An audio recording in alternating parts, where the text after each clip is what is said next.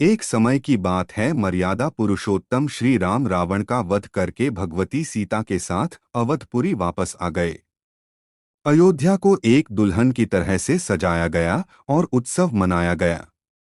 उत्सव मनाया जा रहा था, तभी सीता जी को यह ख्याल आया कि वनवास जाने से पूर्व मां सरयू से वादा किया था कि अगर पुनः अपने पति और देवर के साथ सकुशल अवधपुरी वापस आऊंगी तो आपकी विधिवत रूप से पूजन अर्चन करूंगी।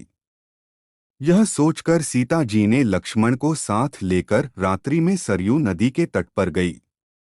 सरयू की पूजा करने के लिए लक्ष्मण से जल लाने के लिए कहा।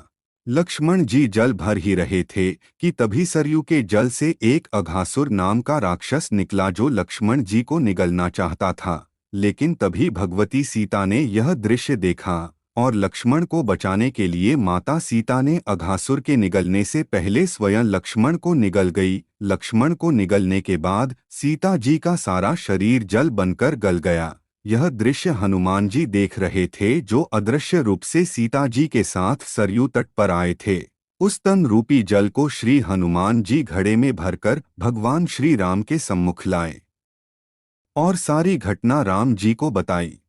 मर्यादा पुरुषोत्तम श्री राम जी हंसकर बोले, हे मारुति सुत, सारे राक्षसों का वध तो मैंने कर दिया, लेकिन ये राक्षस मेरे हाथों से मरने वाला नहीं है।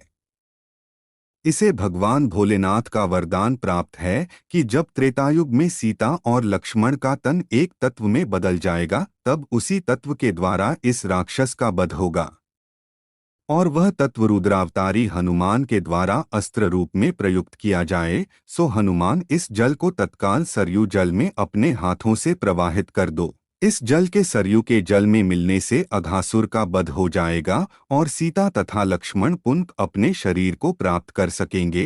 हनुमान जी ने घड़े के जल को आदि गायत्री मंत्र से अभिमंत्रित करके सरयू जल में डाल दिया। घड़े का जल ज्यों ही सरयू जल में मिला, त्यों ही सरयू के जल में भयंकर ज्वाला जलने लगी। उसी ज्वाला में अघासुर जलकर भस्म हो गया और सरयू माता ने पुनः सीता तथा लक्ष्मण को नवजीवन प्रदान किया। अगर आपको यह जानकारी अच्छी लगी हो तो प्लीज़ चैनल को लाइक, शेयर और सब्सक्राइब ज़रूर करें।